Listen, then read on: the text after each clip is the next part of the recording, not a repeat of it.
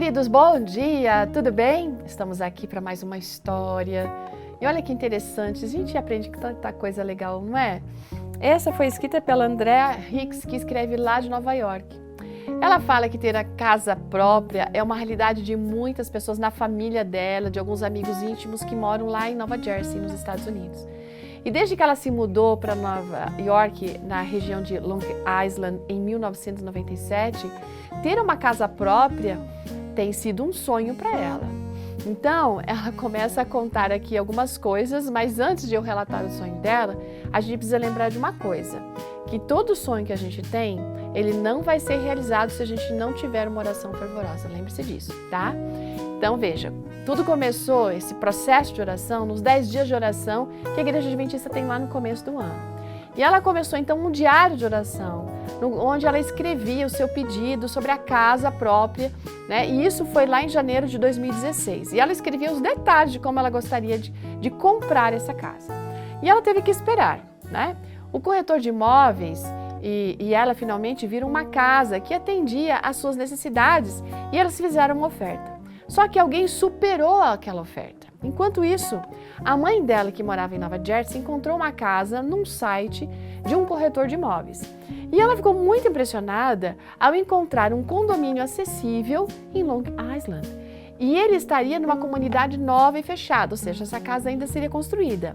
Essa casa tinha tudo que ela tinha pedido para Deus. Logo, o corretor dela de imóveis entrou em contato para poder informar que o comprador, olha só, ela estava pensando numa coisa. Aí, o corretor dela ligou de novo dizendo que aquela primeira casa que ela tinha visto estava à venda de novo.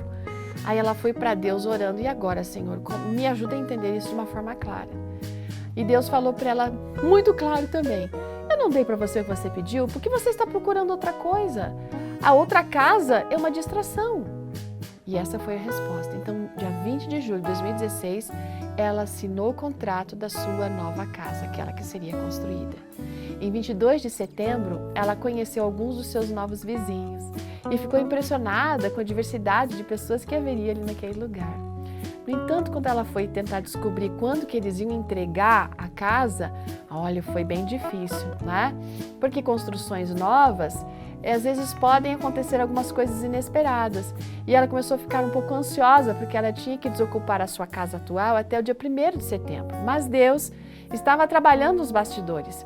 E ela teve permissão para pagar o aluguel sem contrato até 30 de novembro.